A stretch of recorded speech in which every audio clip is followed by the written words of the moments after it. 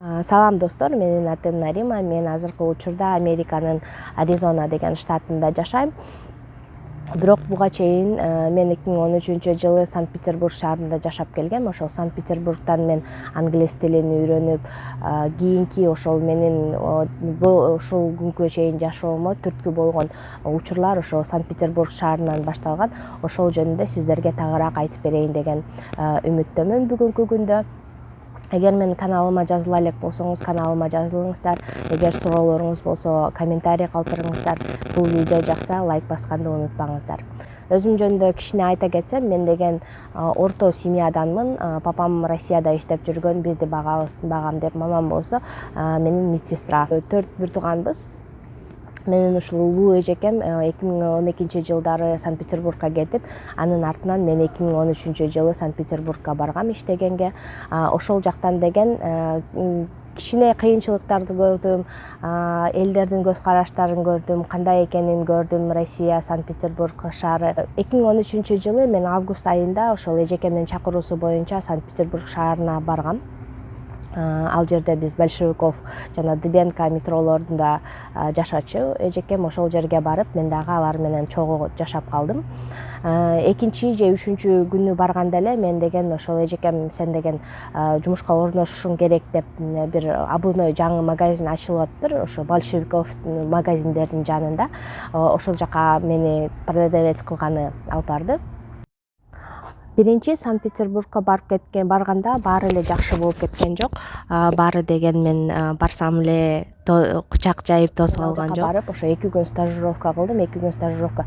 Биринчи күнү стажировка кылып атканымда ал жерде дагы бир өзбек аял бар болчу. Анын бир өзбек аял, бир орус аял бар болчу да. Анан кийин ал өзбек аял болгон учурда биринчи күнү стажировкам жакшы өттү. Экинчи күнү ошол өзбек аял жок болгондо тиги орус аял мага каяктан келдиң, эмнеге келдиң деген суроолорду берип, мен аябай жинеме тийди. Анан кийин мен эжекеме звонить этип, жок, мен бул жерге мындай жумушка мен мындай жумушту күткөн эмесмин, мындай отношенияны күткөн эмесмин. Эгер ушундай боло турган болсо, мен анда Кыргызстанга эле кетип, ошол жактан эле 10 000 сом тапсам дагы ошол жактан иштейм деп айткам. Ошол объявленияны алып келди.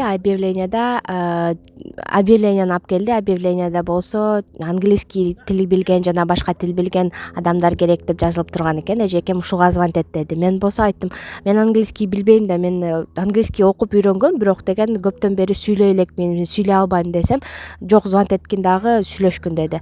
Анан ушинтип жаныма туруп алды. Анан мен болсо мейли деп звонить этсем эле, орус аял алды дагы, ошо айттым, мен английскийин билем, бирок деген көптөн бери сүйлөй элекмин.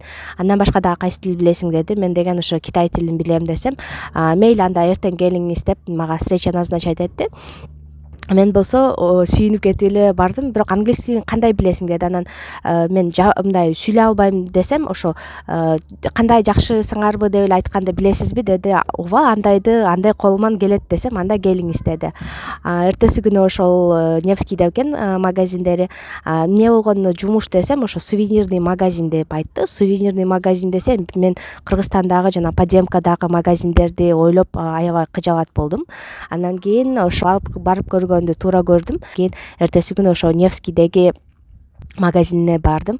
Мен баратканда Невский менен Мойка деп айтты да. Анан мен болсо ошо Невский деген проспекттен чыгып эле тушумду карасам, ошо метродон чыгып эле карасам, Мойка бар экен да, то есть машина жууган Мойка бар экен. Мен ошол Мойканы көрүп эле, ошол Мойканын тегерегин айланып жүрсөм, эч кандай мындай сувенирный магазин деген жок да. Анан кийин тиги аялга кайра звонить этип айттым, мен Мойкада турам, бирок деген эч кандай магазин көргөн жокмун десем, ал мен азыр мына чыгып атам деди. Анан Мойка чыгып, мен сени көргөн жокмун дейт да. Анан кийин мен деген ушул Невский деген проспектте, мен Невский деген метродон чыктым, ошо Мойка туруптур, ошо машина жууган Мойка, ошол жерде турам десем, ал деген кырып күлүп, ал жерде эмес, окей, мен азыр анда бир жарым саатта сен ошол жерде туруп тур, мен жарым саатта ошол жерге барам деди. Көрсө деген ал Невский пересечение, Невский жана проспект, чоң проспект, анан Мойка деген ал деген канал экен да, Мойка канал деген ошо пересечениясын айтыптыр. А мен болсо ошо Мойка машина деп түшүнүп алыптырмын да. Андан кийин баары жакшы болгонсуду, барып мен менен собеседование өттү. Эмне кыла аласың деп мен айттым, ошол мен жаңы келдим Кыргызстандан, ошол мен англис тилин билем, Кытай тилин билем десем, Ал аябай жакшы кыз экен. Анан кийин аны менен собеседование өтүп, ал болсо мага баарын түшүндүрүп берди, кандай кылыш керек, эмне кылыш керек экенин. Анан карасам деген ошол магазиндин ичинде баары эле ар кайсы жерде туруп, эмелер менен ошол келген клиенттер менен сүйлөшүп карасам, ошо келген клиенттердин баары иностранец болот экен да. Анан мен оюмча ойлоп койдум да, эми биз деген мектепте окуп жүргөндө деген ошо биз топиктерди жаттачубыз да. Мен өзүм жөнүндө, школа жөнүндө жана дагы башка нерселер жөнүндө. Анан ошондой сыяктуу эле көрдүм да менчи. Ошол жөнүндө, значит, матрешка жөнүндө, дагы бир Павлопосадский платок жөнүндө, дагы магазин жөнүндө ошо топиктер сыяктуу кылып жазып жаттап алсам, ошону эле айта берем. Окей, мен ошого көнүшүм керек деп өзүмдү өзүм успокаивать этип үйгө бардым, дагы эртеси күнү жумушка чыктым. Биринчи деген күндөрү ошо оклады болсо 800 рубль болчу. Ошо 800 рубльда иштейсиң. Анан кийин ошо 10 күн иштегенден кийин процент от продажи деп коет. Ошо процент от продажи аябай жакшы болот экен. Ошолор түшүп баштайт экен да. Ал жака барганда деген Санкт-Петербургтан эми биз мигрант катары баргандыктан сразу эле акчасын карайбыз да. Ошондуктан биринчи ошол иштегенде акчаларын айта кетсем, $800 10 күндүн ичинде $800 эле оклад аласың. Андан кийин проценттерин аласың да. Проценттер аябай жакшы чыгат.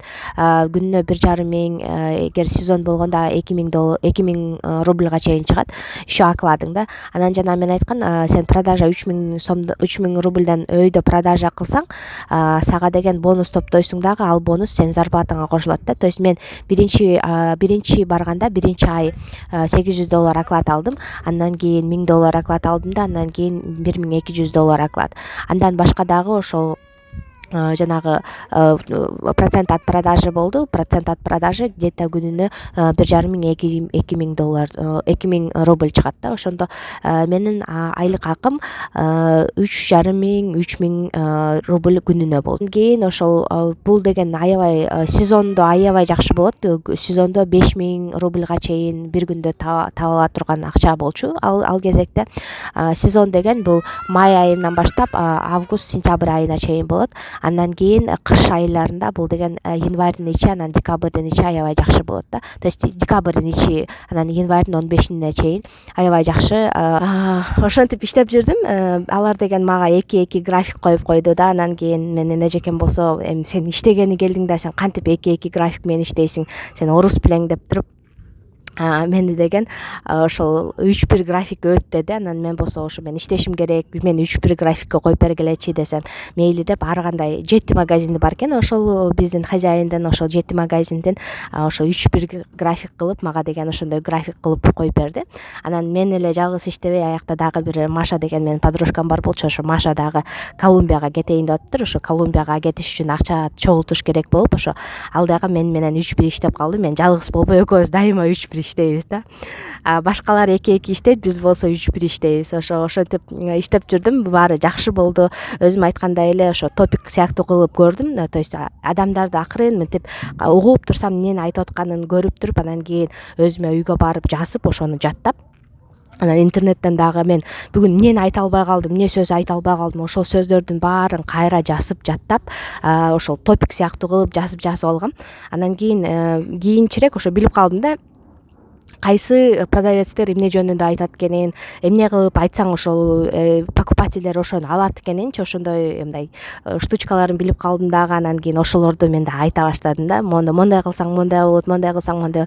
Анан кийин көптөрү келип клиенттер менден сурайт, например, Казанский собор каякта, Эрмитаж каякта, же дагы бир нерсе каякта депчи. Анан мен болсо алардын баарын билбейм. Мен өзүм жаңы келсем, эч кандай эч нерсе көрбөсөм, анан кийин мен ошо коллегаларым баары бирөө бир күнү Казанский соборго апарды, бирөө болсо дагы Эрмитажга апарды, бирөө дагы бир жака апарды. То есть алардын баары мени апарып, ошону көргөзүп, баарын айтып берип, кандай экенин түшүндүрүп, аябай жакшы күндөрдү өткөрдүм.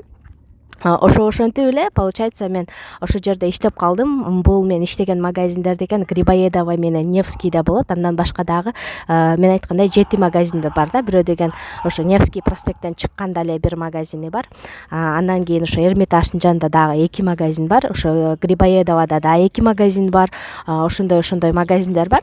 Мен бул нерсе менен айтайын дегеним, мен ошол Невскийде иштеп жүргөндө деген дагы бир магазин, жаңы магазин ачылды да. Анан кийин ошол жактан зарплата ортасы жакшы экен дегенди угуп барсам, аякта деген ошол жаңы московский компания ачылыптыр. Москвадан келген компания экен, тоже сувенирный компания. Анан ал жака барсам, бир кички бойлуу эле бала жүрүптүр да. Анан кийин мен мынтип карап көрсөм, то ли якутка окшош, то ли кыргызга окшош ушундай экен да. Анан кийин мен эч нерсе деген жокмун. Биринчи күнү ошо эмеге, ошол стажировкага, ошол магазинге чыгып көрүүнү чечтим. Анан стажировкага барсам, анан кийин тигил мен англисче ал кезде уже аябай жакшы сүйлөп калгам да. Анан элдер келсе эле аларды обслуживать этип, алар менен сүйлөшкөнгө убактым болгон жок. Бирок мен ошо московский компанияга кирип атканда, ошо Москвада көптөгөн кыргыздар иштейт биздин компанияда деп айтты да ошол аял. Анан кийин ошо биз кыргыздарды жакшы көрөбүз, кыргыздар аябай жакшы иштейсиңер, сен биздин компанияга келип иштесең аябай жакшы болмок деп ошол аял айтты. Анан кийинчерээк ошо карасам, бир жолу метродо бир кетип калдык. Ошо бала менен карасам, ошо кыргызча сүйлөп бараттыр да. Жакшы экен деп койдум да. Анан кийин дагы бир нерсеси, ошол мага Санкт-Петербург берген нерсеси бул деген кытай тилин өздөштүрүүнү. Кытай тилин мен жакшы эле билчүмүн, бирок аяктан дагы жакшы билдим. Анткени көбүнчө эле кытайлар англисче сүйлөбөйт, башка тилде сүйлөбөйт. Ошондуктан бирөөлөр келсе эле мага ошо сен бар деп, мени баары Ангелина дешчи. Ангелина сен бар деп көбүнчө мен ошол кытайлар менен иштештим ошол жактан. Анан бирок да бир күнү эле карасам, ошо кытайлар менен иштеген дагы бир кыз бар болчу, Даша деген. Ошо кытай тилин аябай жакшы билчү, менден да жакшы билчү. Даша деген айтты, мен Ангелина сен жүрсөң мен менен жүр, мен деген бир частный компанияга кетип атам, аякта деген частный гид болуп иштейбиз экөөбүз депчи. То есть Кытайдын богатый семьялары келип, ошолор деген ошо частный гид алат да. Алар эч ким менен, башкалар менен жүрбөй, получается, башка андай общий группаларга кошулбай өзүнчө жүрүшөт да. Анан кийин ошондой группага иштегени баратам, сен дагы если кааласаң мени менен жүр деди. Анан ал болсо ошо биринчи бир ай иштеди. Ошо бир ай иштегенде ал ошо 5 күн жүрөт ошол семьялар менен, получается, семейный бир семьяга гид болот. Аларды ошол где-то бир саат 9-дан саат 8-дерден саат 7-лерге чейин сопровождение кылат. Бүт жактарга, кафеге барса кафеге, башка жактарга барса башка жактарга бүт сопровождение кылат дагы. Анан кийин ошол 5 күн ичинде 30 000 же 50 000 рубль табат да. Анан кийин мени да айтты, ошол сен да ошондой кылбайсыңбы, жүр менин компания орноштурам сени депчи. Анан мен бирок ал Чубованын, Дашанын аябай китайский аябай күчтүү болчу меникине да караганда. Анан кийин мен айттым, Даша, мен андан көрүп Кытайга барайын, кытайча бир жыл окуйн, ошо аябай жакшы сенин уровениңди билейин, анан кийин келем дагы, анан ошондойго иштейм деп экөөбүз сүйлөштүк. Ошентип мен деген Кытайга кетмекчи болдум. Андан кийин ошол жана Кытай тилин эмне үчүн Кытайга барууну чечтим. Анткени деген Кытай тилин үйрөнгөн, Кытай тилин аябай жакшы гид болуп алган адам деген ал жакта деген миллион табат да. Анткени кытайлар аябай көп. Анан кийин кытайлар аябай продажаны көп кылат. То есть гид болуп иштегенде деген сен магазиндер менен сүйлөшөсүң да, ошо өзүңдүн кытайларыңды ошолордун магазинине апарасың да. Алардан деген ошо 10% деп сүйлөшөсүң. То есть ал кытайлар деген ошол магазиндерден товарды деген где-то миллионго же 100 000 рубльга ушундай көп акчага товар кылышат. Ошондуктан сен 10%-ын алсаң деле аябай жакшы суммадагы акча аласың да. То есть кытай гидтер Санкт-Петербургда аябай жакшы акча табышат да. Ошону мен билип, анан кийин ошо Кытай тилин өздөштүрүп, андан кийин ошо гид болгонго именно гид катары өзүмдү карап, ошо Кытай тилин андан ары ошо окууну чечкем да. Андан кийинки пландарымды дагы айтып берем. Эгер бул видео жакса, ушул класс басыңыздар, менин каналыма катталыңыздар. Баарыңарга салам.